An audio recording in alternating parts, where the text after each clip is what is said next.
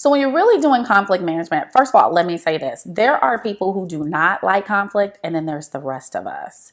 So it's not that I like conflict, but I'm just not afraid of it. And that has to be the first thing.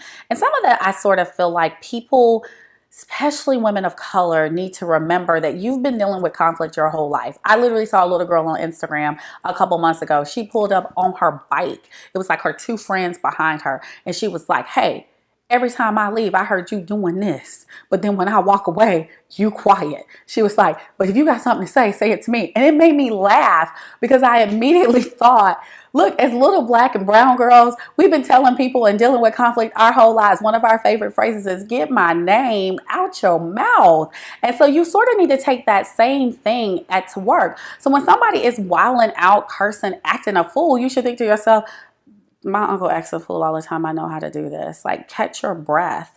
And then one of my favorite things is this: you're not going to outman a man. So you trying to be as boisterous and cursing him back, that's not going to get it. What I usually do, and I have a pretty loud, gregarious personality, is that's when I will take it all the way down.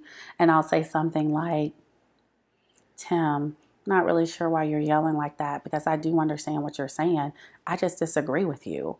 I think you think I just disagree, and then take it down and then move forward with my point. So my real takeaway is, like, don't be afraid of the conflict. Know how to approach it, but don't try to match that ugliness, because that really won't get you anywhere.